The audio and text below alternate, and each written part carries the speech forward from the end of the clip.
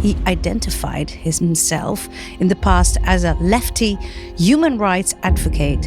And how did he end up to make Aliyah? You are the first story I hear since the 7th of October that the 7th of October did something good. If you're Jewish today, that means like your parents, your grandparents, everyone before that had to, at some point and along this line, go through pogroms, forced displacement, genocide, all these other things that the Jewish people have done or had done to them, let's say. Real genocide, by the way. The idea that like if you are now Jewish, all the decisions that your family would have to have made after these types of events, like after pogroms, after this, to say, yes, these horrible things happened, we still want to be Jewish.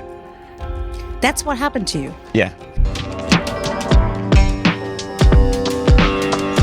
Hi everyone, welcome to my first podcast in English. I want to thank all my sponsors who donated. That's how I can make these podcasts. If you want to know more, go to our website shalomuitisrael.nl because it's the Netherlands. And my name is Madar Morag. And our first guest is Steve Tsentserensky. He is a former video producer, copywriter, photographer, and he identified himself in the past as a lefty human rights advocate. And how did he end up to make Aliyah? Shalom, Steve. Shalom. Oh, I'm so excited you're here. I think I'm maybe more excited. Is this your first podcast? This, you know what, it might be. Like, I think in person, I've like done like Zoom ones, but this is like... This is the real thing. There's something special. So this is, yeah. Well, you're my first guest I'm going to interview in English. Of course, I always talk English, but not on podcasts. So I hope that my English is okay. I've talked to you before. I think it's going to be perfect. But you know, I'm Dutch. I know. And the Dutchies, when they get excited, they have their Dutch accent. And then it becomes like this, you know, and when they interview. So I'll know if it's going well if we exactly. switch. Okay. If we get the accent going. Okay. So Steve, welcome. Thank you. It's fascinating, you know, your life story. That's why I invited you. You heard my introduction. I mean, you were left. Yeah. Yes. Yeah. A little bit progress. I was pretty progressive, I would say. I was in those circles. I had those views. I mean, some of that, I mean, the ideas are not inherently bad. It's just these things end up getting co-opted, ultimately is what I find. So it could be a nice idea. What is the idea? For me, no, the idea of human rights and all these things is, I think everybody is on board with that. And it's the execution of how various groups sort of end up taking over these spaces. So in the US, there was let's say the Black Lives Matter movement in, I think it was around 2020. Where did you live, in America? I was at that point, it was COVID, so it was in New Jersey at that point. And I was for that. I'm like, oh, there's things that can be changed, should be changed. There's real grievances. And I was like, cool, this makes sense. And then you saw the thing shapeshift into something much more like, we need to destroy the whole system. We need to destroy, like, it went away from the thing it was trying to solve to just let's destroy and watch the whole thing burn kind of thing. And that's what I've noticed since sort of leaving the US. And I'd already been out of the US for a while, but I'd seen, particularly with the October 7th, that's where I noticed, because I'd been told that was the case. We'll get there. Yeah. But first, you're very, well, I agree with you. I mean, like being an advocate for human rights, it's a good thing. And if you can hear people your voice about like that we are all equal and we have to love each other and people need our support, that's a great thing. But then you saw a shift. Yeah, it was a shift that had already been described to me by my parents, like because they're from the Soviet Union, so their views on things were inherently different than mine growing up in the US. And so they're like, no, this is not what you think it is. It's not the thing that you're rallying around. And I didn't get that until what happened here in Israel. And then I saw all these progressive groups immediately abandon. Changing. Yeah, well, they just abandoned the Jews immediately. So we'll get there now. Yeah. Like, okay, so you're very active. You want to change the world to become a better place. Yes, that's high praise, I think. Right. And then the 7th of October happens when you are in New Jersey. No, I'd moved out of the U.S. Not because I dislike the U.S. I like the U.S. But I was living in Croatia at that point in 2023. And my views had started to shift in general. Excuse me. My views had started to shift because I ended up living in a more conservative country that had more of a religious backbone with Catholicism. And I was like, you were not living as a Jew? No. There's no point in my life, even whilst I was getting like my bar mitzvah, where I was like excited about being Jewish. It was just like a thing. My parents like, you're Jewish. I'm like I never wore a Magen David until after everything. A David Star. Yeah. So you did your bar mitzvah. Did my bar mitzvah. You made a deal with your parents. They did make a deal. You have to tell the viewers. The deal was, you have to do this. We do not care about your opinions about it. The deal, you never have to set foot in a synagogue again if you do this. Even if I didn't take the deal, they're still going to force me to do the bar mitzvah. So you said, I'm going to do bar mitzvah, but after my bar mitzvah, leave me alone. Yeah, I never went back into a synagogue. Never? From 13 until basically a year and a half ago.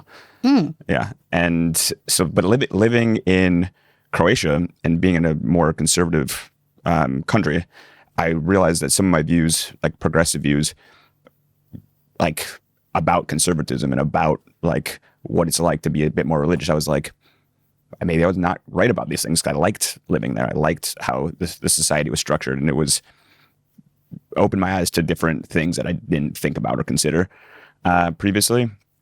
And it wasn't still something where I identified with the religion, with the Judaism. I would go to Easter and Christmas, and because all my friends were over there. So you would celebrate Christmas? I don't know how I would celebrate. I would just go and like, hey, we're gonna enjoy dinner. Yeah, come join us for dinner. Come for Easter. Come for this. Come for that. Like, by the way, as a kid, I loved the Christmas tree till now. It's by the great. way, it's beautiful. It's a great thing, and so I was happy to be in that. But like, my Judaism would come up as more of like a what am I supposed to bring because I don't participate in this. It was more just like a, hey, I'm not Christian, Catholic, but like I'm in. Just tell me like what food I need to bring. And then like, oh, Jewish, cool. And then we just kind of move on. Would you bring a gefilte? If you could get it there. So you were living in Croatia? Yeah. Yes, and then? No, so I fully intended to be there long term. I didn't foresee leaving anytime. I was happy to live in Europe. I liked being there. And then what happened here is what sort of sparked this whole, why I live here now in Israel is direct byproduct of October 7th. Which is amazing. We need more explanation about that. But when you told me your life story, that's why I invited you. I was like, you remember what I said to you after you told me your whole story? You remember? Vaguely. I said to you that you are the first story I hear since the 7th of October, that the 7th of October did something good. That was the first one? Yes. Wow. You remember I told you? Yeah. I didn't realize I remember it's the first one. Okay. Yes. So we go back. You live in Croatia, and the 7th of October happens. Yeah. So what ends up happening is I look at my phone and something happens in Israel, and that's not inherently new. You're just like, okay, something happened, and so I put my phone back down because I wasn't like, you're not aware of the scope of it if you're not in that mindset. You're not like, I have family here. I like when something happens, I would check in. You visited in Israel 15 before? years, 16 years ago, something like that. But you were following the news always? I was always, because I have family that's here. So I would always, like, if something would happen, I would call my parents like, hey, is so-and-so okay? And they're like, yeah, they're good. And usually that is the end of the story, right? And so I figured, okay, something happened. Later in the day, I'll call my parents and see whoever they talk to in Israel, and it'll probably just be fine. And then I picked up my phone again, turned on the actual news, and I see it's clearly on a different scale. And at that point, I'm just like glued to my phone, glued to the news for the rest of the day. I'm in Zagreb, and I'm pretty baffled at the online stuff that I'm seeing almost immediately. I'm seeing friends of you, people, acquaintances, friends, not necessarily friends, but people I definitely knew in real life, not just internet people. People you were active with for human rights. Yeah, I mean, none of us were like active in that. Like we were. Some of them were going to protest, but like people that I knew had the similar mindset, at least. And I was just seeing posts and commentary already blaming Israel. At the 8th of October? On the 7th. On the 7th by the evening. itself? In the evening? Yeah, I remember seeing like people I knew that had Palestinian flags in their profiles and things like that, like immediately. And so like that was surprising. Like Israel hadn't retaliated yet. I saw the protests. There was already protests like very soon after. So for me, it was this weird moment of like, didn't Jews just get attacked? And everybody is like kind of weirdly not like completely up in arms about it. Or if they were, it went away very quickly. And in Israel, we didn't get the whole picture. We didn't even know how many people were murdered, people were missing. We didn't know how many people were abducted. We were still very in the beginning of the whole big story. Yeah. So yeah, and you were in shock, like seeing already Palestinian flags on your friends' profiles. Yeah, it was jarring, and there was nothing that, like, again, Israel hadn't responded in any way yet. It was still. No, it took us 2 weeks. Yeah, so it was this period, and I saw kind of what I mentioned earlier, where like the world sort of shifted, and the thing that my parents had always told me about was like these movements get co-opted pretty quickly, and this one was based on like the oldest hatred and the anti-Semitism. So I saw people that already had like under their skin, like ready to go anti-Semitism. They just needed some excuse to. Were you in shock? I was surprised by it, but no one I knew directly, like that I was living with in Croatia. No Croatian people were like it didn't become like a Western European like London or Paris where it was that level. But I exist online also. Yes. So I'm seeing all this. And did you reach out to people? Like yes, I would start to have conversations, and not even as like a political commentary, but just to be like, this is how it feels as a Jew at the moment, and just trying to like vocalize that, like, hey, this is a weird space because like I'm not particularly openly Jewish. Not that I was hiding it; it wasn't relevant to my life. Did they knew you were Jewish? Yeah, but it was never like my core identifying never an issue. Thing. Now it's like my core identifying thing because I want it to be. But in that context, it was more like, hey, this is a thing that's happening to. Those are my people. Yes. Even though, like, I'm not Israeli. I guess legally now I'm Israeli, but like I'm connected to the Jews no matter where they are, and that's what clicked. And so every time I would talk about it, it would always be like, yeah, but what about Palestinians? What about? And I'm like, I understand. I'm not trying to have that talk, and most people didn't want to sort of just hear. Like, can we first talk about what happened? Yeah, well, it felt like a weird space of like having to validate everyone else's suffering first, and then be like, now we can talk about Jewish suffering. And I wasn't trying to make political points necessarily. It was just like, this is a weird thing to be experiencing. Level. Yeah. Yes. And so like some people were open to it, but I found often it would move into like that type of conversation. And so that's when I was like, you know what? And did many people unfollow you on that moment when you placed an Israeli flag? Yeah. Well, I went from being someone that never talked about Israel, Judaism, the Jewish people, Jewish history, to being like ultra Zionist by like October 7th. What were you sharing on your social accounts? Before it was travel photography.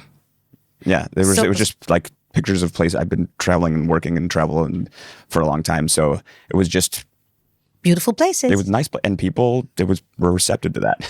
So people, yeah. Then you started to share other things. I share the same things I share now, which is only about Israel and only about Jewish history. And what happened then? Lost like 20% of people following me pretty quickly. Okay, well, you don't want those followers anyway. And anything I lost, the way I've seen it at least, is I haven't lost anything. I mean, I've gained an entire community of the Jewish people. Again, not that they abandoned me, I abandoned them. But like nothing was lost to me. Yes. It was a noticeable shift. I mean, how I was acting became a huge shift, but the idea of not talking about it and not embracing Judaism at that point felt silly. There two things happened at the same time. Yes. I was trying to have some conversations, and they ended all up largely being political. And I'm like, who is somebody that I can talk to that's gonna like kind of get what I'm trying to say? Like a rabbi is probably gonna understand. Why you had no one surrounding you or in your environment you could talk about? I had a couple people that were just like willing to listen and not like have any sort of like, what about this? What about that? What about other thing?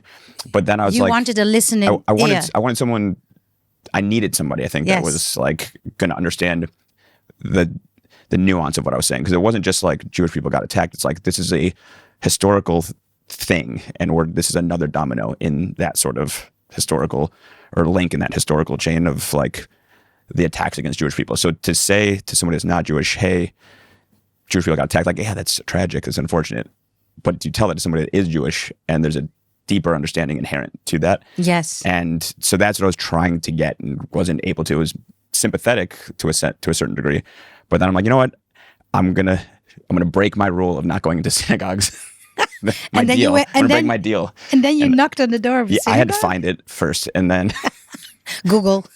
I knew roughly where it was from when my parents visited. I'm like, this is the synagogue, and but it's like a second floor of a building. It wasn't even like a full building, and so I emailed the rabbi, and he's like, yeah, come in, come talk. So came in on a Thursday, and talked with him for hour and a half, 2 hours, something like that. Just a full conversation about life. It wasn't solely. It quickly went from that to let's just talk about everything, because this hits you on a very deep level. Yeah. And so for sure you had a very meaningful conversation with him. And I had prefaced it with like, I don't know how to do Jewish things. Like, he's like, come. Can you tell me? I told him, I was like, he invited me to come to a service, and I was like, I don't know how does that even work? But why did you want to do like Jewish stuff? It ended up becoming more of a clear thought later. This is the rationale that I didn't use at the time, but became what it was deep down. Was that like if you're Jewish today, that means like your parents, your grandparents, everyone before that had to at some point and along this line go through pogroms, forced displacement, genocide, all these other things that the Jewish people have done or had done to them. Let's say real genocide, by the way. But not for this conversation. Yes. No, it annoys me so much that people abuse everything we went through for their agenda. Yeah. No, and that's become a noticeable thing as well. Also. Well, go on. But the idea that like if you are now Jewish, all the decisions that your family would have to have made after these types of events, like after pogroms, after this, to say yes, these horrible things happened, we still want to be Jewish. That's what happened to you. Yeah.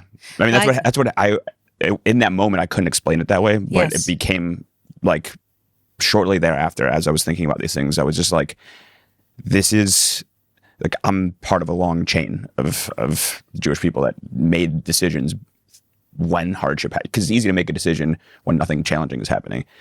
But when you're presented with something that's, a lot of people said, no, I'd rather not talk about it. Or a lot of left-wing Jews in New York are great examples that didn't come back to the flock, if you want to put it that way. Yeah, and some of them even don't want to feel connected to Israel, or they start to condemn Israel from the beginning because sometimes, it's safer to say, no, I don't agree what happens in Israel. Please keep me alive. Yeah. It's the same thing. But something else happened to you. Yeah, you were like, I'm Jewish. Yeah, it became super important to me to be better at it. Like, and if I'm going to be like the only Jewish person that some people know, I'm like, I want to be good at it. I want to know. I'm not going to become like an Orthodox rabbi or something. You never know.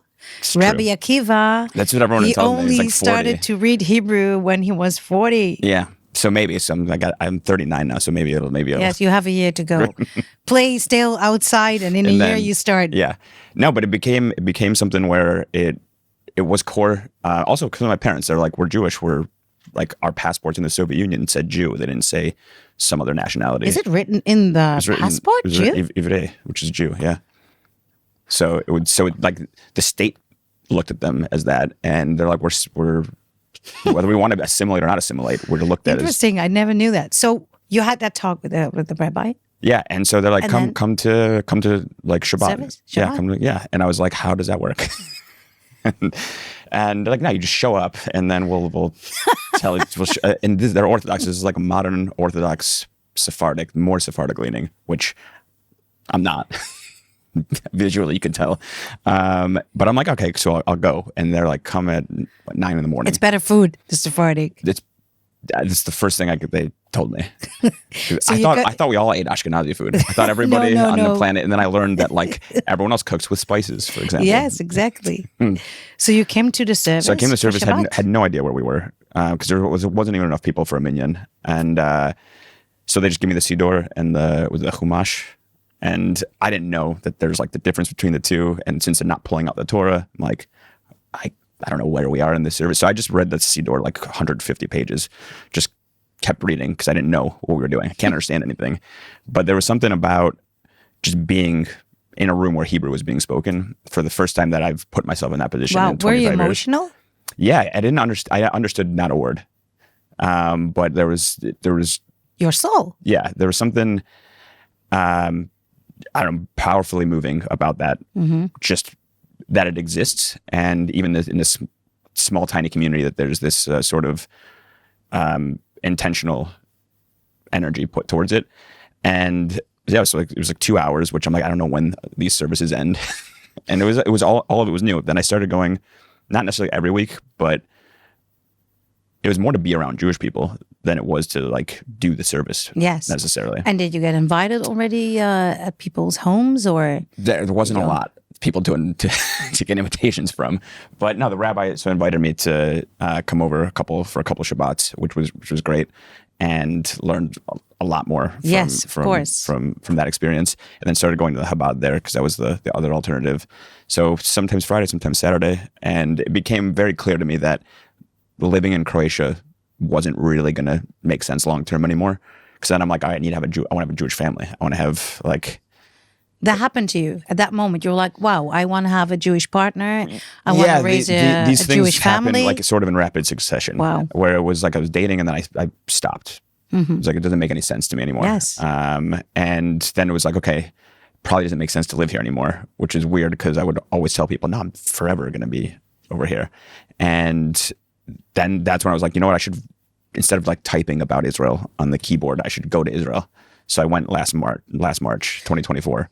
Wait, you go too quick into the story. Too quick? Yeah, you go too quick into the story. I thought, okay. Because remember, you're wearing something. Yes, but this is before coming to Israel? Yes. Oh, it would have been, yeah, because I went back to the U.S. first to visit family, and then, okay, that's fair. So you're growing into your Jewish identity and the will also to show the world that you're Jewish. Yeah,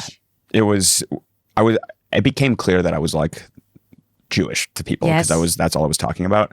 And then I was like, okay, I want a Magen David. I want something outward, and I'm not gonna like do the peach and not gonna wear the tzitzit because I'm not that guy. Maybe, but right now I'm not that guy.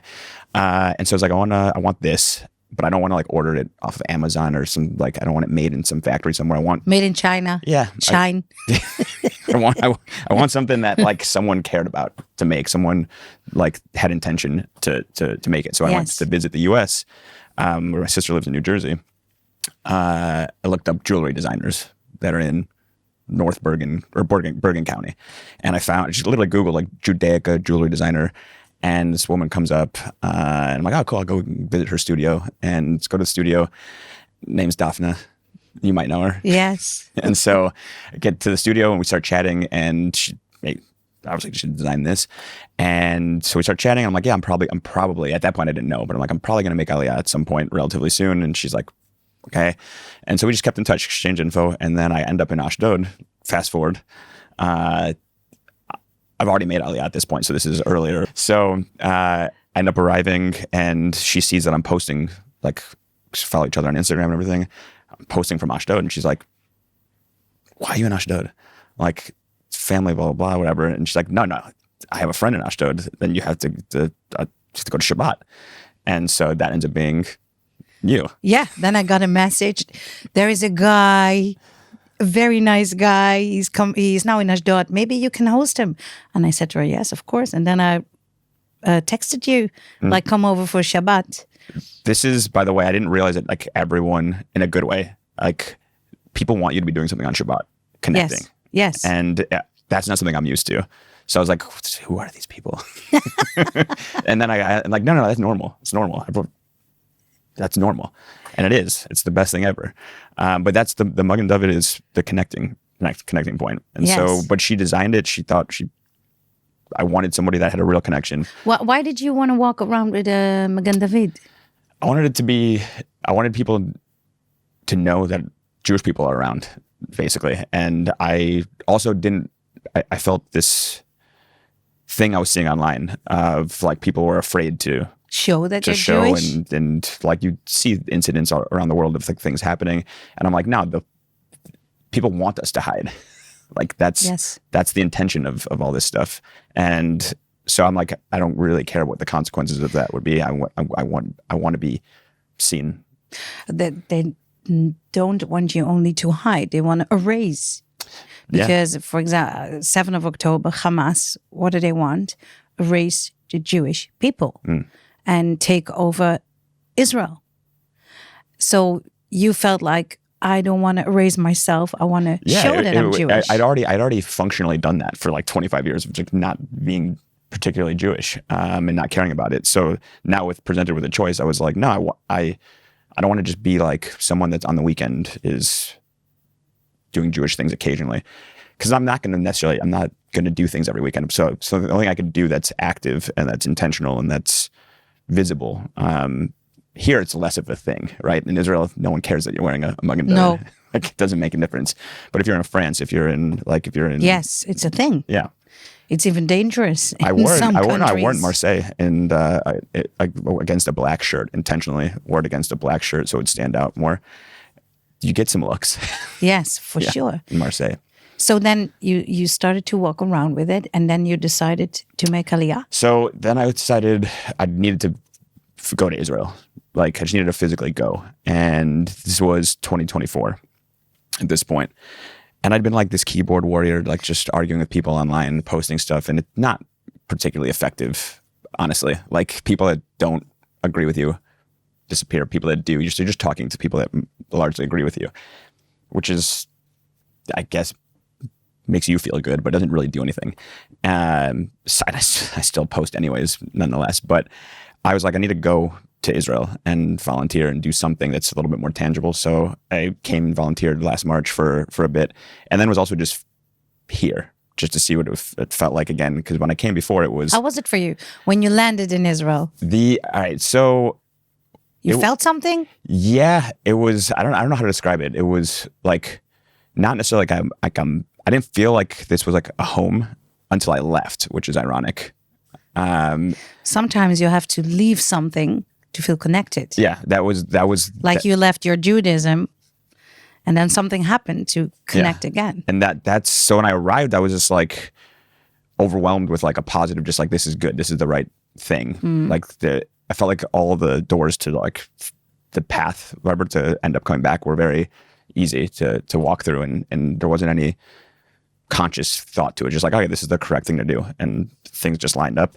And so when I arrived, it was, it was just happy. I was just happy that I'm like, all right, cool, this is the right place to be. And then I quickly started to do this volunteering thing. But then I had a few days before it started where I was in Tel Aviv, just near the Tayalet staying, and was like, I should just live here. Like, what am I doing?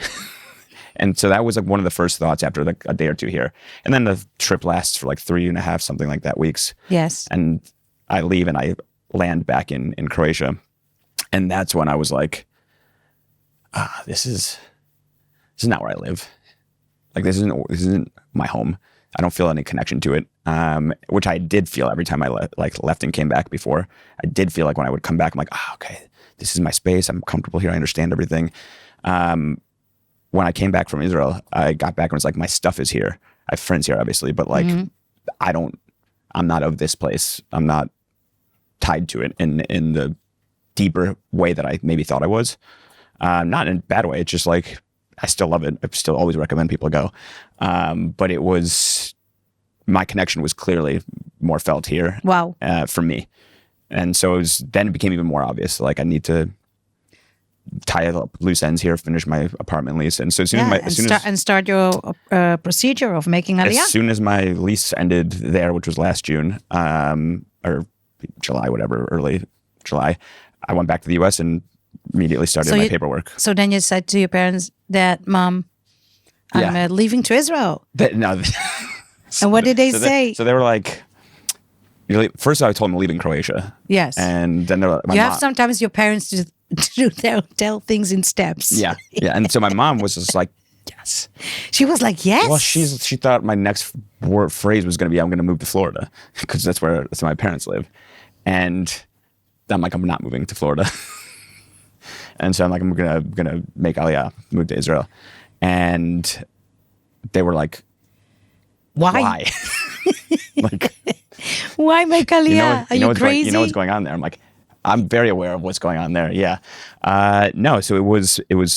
Their question was like, there's half of the world's Jews are in the U.S. Yes. Florida, New York, New Jersey, why Cleveland. Not stay here? That like you can be Jewish here. Yeah. There's no problem with it. You could tons. There's tons. You could find someone Jewish, date someone Jewish. Like that's true. Obviously that's true. But for me at the time and still currently, it's like I didn't want to think about being Jewish. I didn't want it to be like a choice in my daily life. So like the way I'd seen Jewish life in the US at least was, or everywhere really, it's like you have your regular space, which is where your 9 to 5 happens, where your interaction with that part of the world happens. Then you have like your Jewish space where it's like either revolving around the synagogue or around some Jewish group, but like it doesn't necessarily feel like it's aligned. Like it's all in one space together. And the only place that exists is Israel. Yes. Where it's like being in the core. Yeah. I remember when I made Aliyah like 15 years ago, that I was standing in the supermarket and I paid for everything. And then the cashier said to me, Shabbat Shalom. And I was like, Shabbat Shalom. Oh, I want to hug you. I had the same Shabbat Shalom moment. This is crazy. It's crazy because it's when I got a coffee. Like this was that previous March. They're like, ordered my coffee, like Shabbat Shalom. I'm like, one more, what? Yeah, the first time, huh? It was. And then like, wow, it's something which is just part of life. And this is only one little example. But you can't get that. I mean, you could live in like Crown Heights, Brooklyn, but then again, you're but separate. Then when you're out, and also that's a whole separate community, and it's like a much more like Hasidic, whatever. Like that's a particular type of existence, and that's fine. They could whatever. Everyone can do what they want. But for me, I was like, I want to exist in a place where there's no blurring between my Jewish life and my other whatever else I'm doing. That it's completely connected. Yeah. It's one. Yeah. So then you make Aliyah. Yeah. Why didn't you tell me? Because I would have waved with the Israeli flag. No one showed up. Wait, so I got here on it's still the only day it's been raining. Like since I've been here was the day we raining. Yeah. See it as a blessing, Steve. See it as a blessing. I was like, I didn't even think it rained here. So we arrive. It's 6:30 in the morning. Like it's the least exciting because the way you see exciting it on time, on like Nefesh website, it's like people with the flags waving and like you land during the day and everything. And we got there at 6:30 in the morning, and everyone's exhausted. And you get into this little room, and she's like, "You're Israeli." And you're like, "Yeah." Okay. So then you're now in Israel. Yeah. And I want to talk about like, okay, so now you're here, and you want to know what it means to be Jewish. You want to live a Jewish life. Yeah.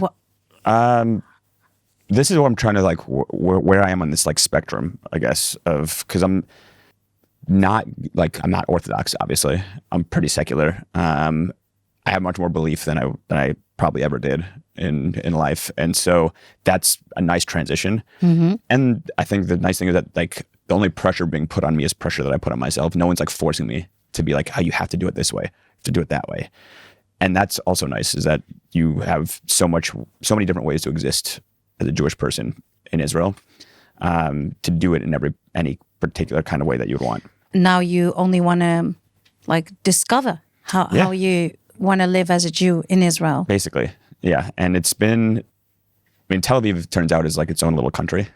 Yes. Inside the country. Yes. It's a bubble. Yeah.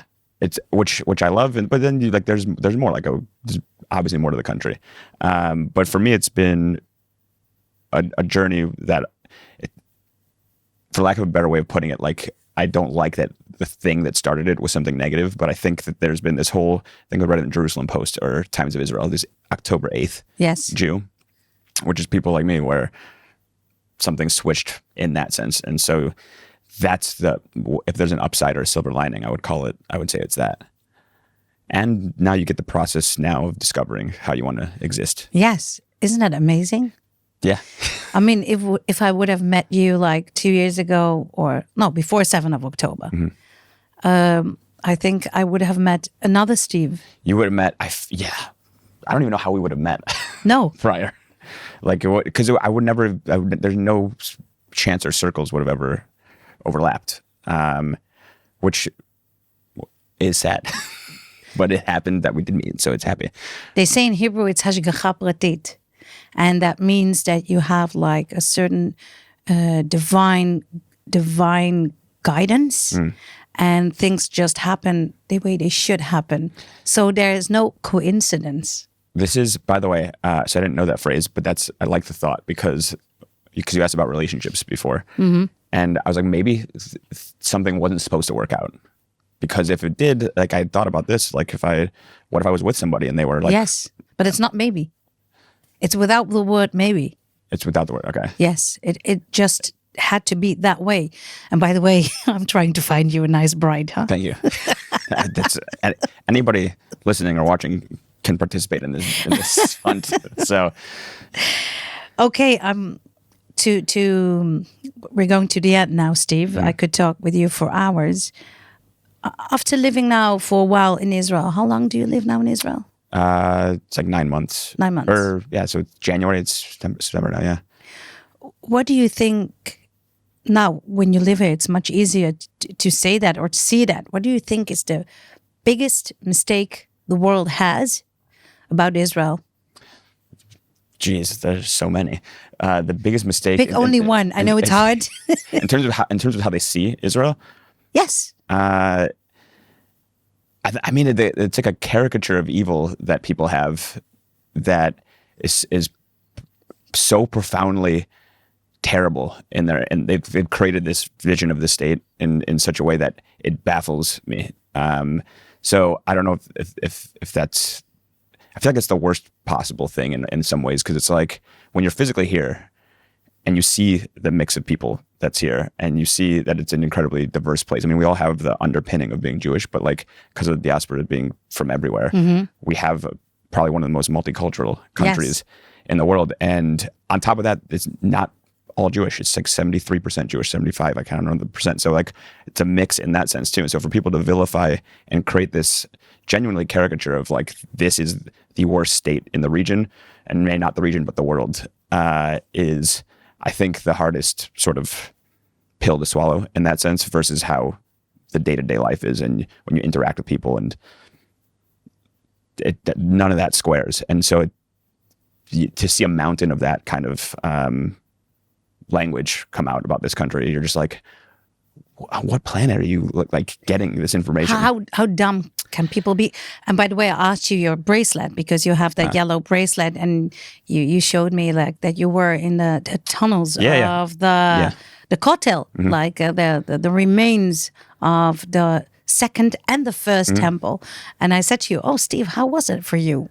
Yeah, it was fascinating to me, and it's something that the tour guide said that like made me think about this, was that they really tried to like erase us.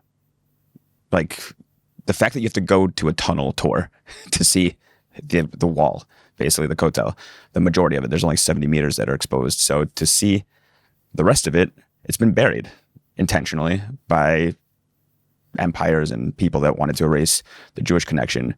And you can try as much as you want, but it exists underneath everything. Isn't that amazing? Isn't this a beautiful metaphor about your life? I mean, you could have erased everything in yourself and erasing your Jewish identity. And at the end, something happened and things got revealed. Yeah. And you almost erased yourself like from history, from your people. And then something big comes up, and then you see that everything comes up and it's there. Yeah. And it doesn't matter how deep it is, because your Jewish spark is always there. And it doesn't matter how many layers, how many people try to raise it, how stories in our lives sometimes make another layer and another layer. Mm-hmm. It's there. Yeah. Isn't that amazing? Yeah, that's a good connection. I didn't consider that. It's true. It's at the core. That's again to the parents thing, to the lineage thing, is like that's how they saw themselves as well. It's like that is who we are. Exactly. I'm so happy that you shared your story. I'm happy that you gave me a chance to. Yeah, of course. And I'm sure you're going to inspire a lot of people who hear this conversation, because there are many Jews out there who are still in conflict with their identity. And I'm happy that you got awake on time, before you start a family, before choosing a woman. And at the end, I'm happy that you live in Israel, because we need all the Jews here. So I wish you a lot of luck and a lot of success in your life. And for sure, you're going to be many times still at my Shabbat table. I hope so. Thank you so much, Steve. You. And I want to thank you for listening to this podcast. Please share it, tag some friends who also speak English, comment, follow us on Telegram, on Facebook and Instagram. It's Shalom out Israel. It's Shalom, like you say Shalom, and then UIT, and then the word Israel. Thank you for listening. Shalom.